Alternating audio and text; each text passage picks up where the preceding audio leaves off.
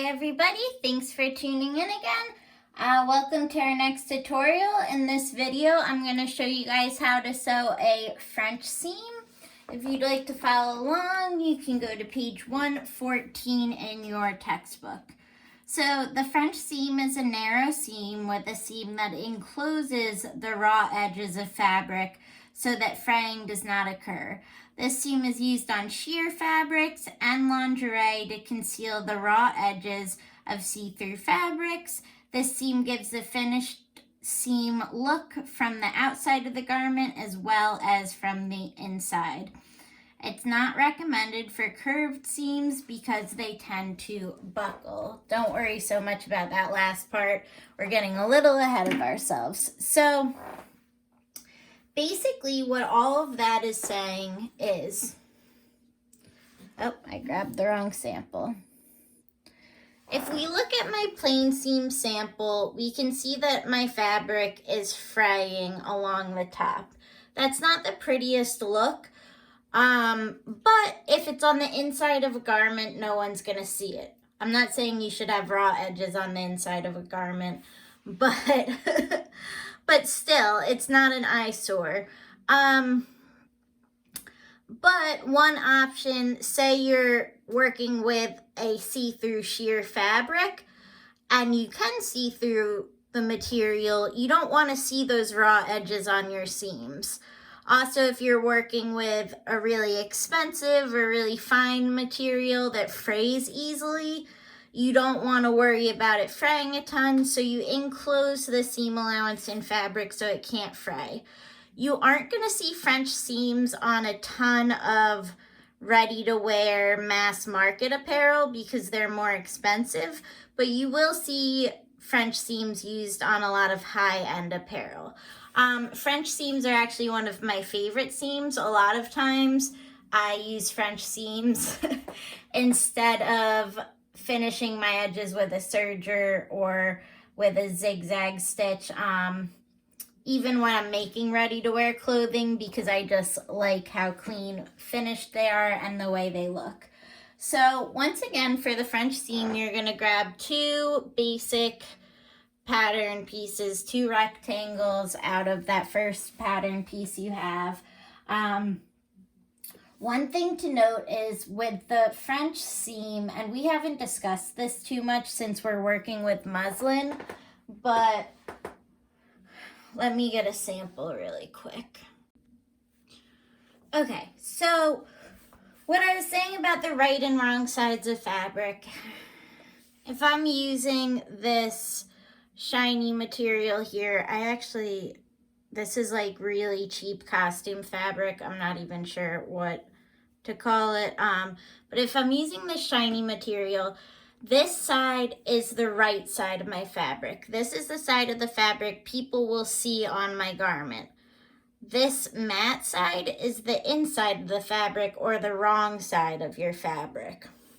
So when you're sewing an average seam, you want to sew the seam right sides together so you have the wrong side of the fabric up when you're sewing. That way the stitching will be on the inside of the garment and your finished seam will be on the outside. So I just didn't want anyone to get confused with that aspect in the textbook. With our muslin, there really isn't a right or a wrong side, so you don't have to worry about this. But once we get into actual fabrics, you will have to think about that. So the point is, with a French seam, because it's an enclosed seam, because we're enclosing the seam allowance, you actually do the very opposite. So you sew your seam with wrong sides together and sew a seam, and then you flip it around and sew it again right sides together to have that enclosed seam allowance. You'll know what I'm talking about in a minute, but don't worry about wrong or right sides for your muslin. So the first thing we're going to do, we're going to take our two pieces of muslin and we're just going to pin them together.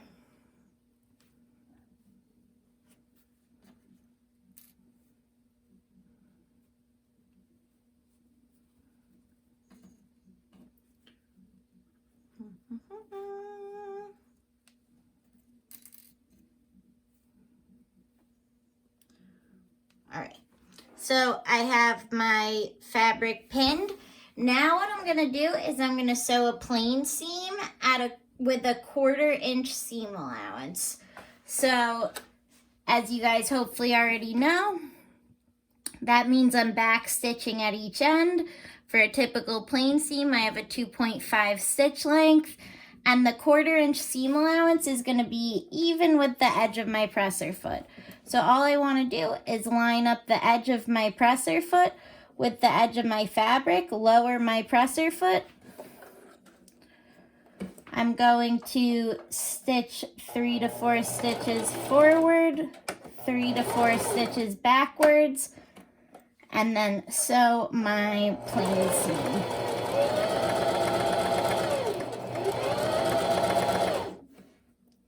Taking my pins out as I go. And always make sure you're sewing at whatever speed is comfortable for you guys. On my own, I could sew faster than this, but I want you guys to get a clear image. But I also don't want to sew so slow that this is 20 minutes long. And just a reminder, I did back stitch at the end. I'm raising my presser foot and I am snipping my thread.